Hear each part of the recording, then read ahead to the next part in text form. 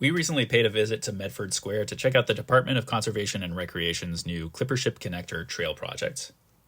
This new path starts here in Clippership Park, just east of Main Street in Medford Square, and it follows the Mystic River bank about half a mile to the southeast to connect to Riverbend Park, where there's an existing network of trails that run along the river. This is all part of the Mystic River Greenway system, which is a series of paths and trails along the banks of the Mystic.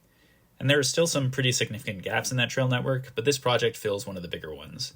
It's now possible to walk or ride a bike on an off-street pathway all the way from Medford Square to the Fellsway Bridge between the Wellington and Assembly Orange Line stations. So because this is Streets Vlog, there is one frustrating thing I have to point out in what is otherwise a beautiful new addition to the regional trail network, and it's this boardwalk right here.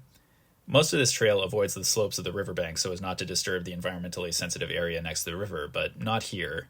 And that's because the owners of this adjacent parking lot didn't want to sacrifice even a single parking spot to help make room for the trail here.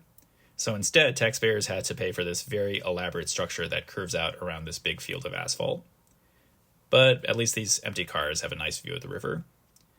Just beyond that little detour, the trail runs under the Interstate 93 bridge, which you can see here, and then it enters the more residential neighborhoods of East Medford. Right here, it curves around a little inlet on the riverbank where you can see the contractors are still doing some work to plant new trees and shrubs along the trail. That street up ahead is Riverside Drive, which generally runs parallel to the river through East Medford.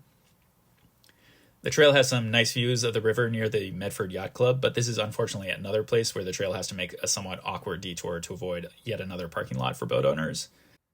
The trail makes a sharp curve here to leave the riverbank and avoid the yacht club, then runs for 1 block along Ship Avenue before curving back to the riverbank and entering Riverbend Park.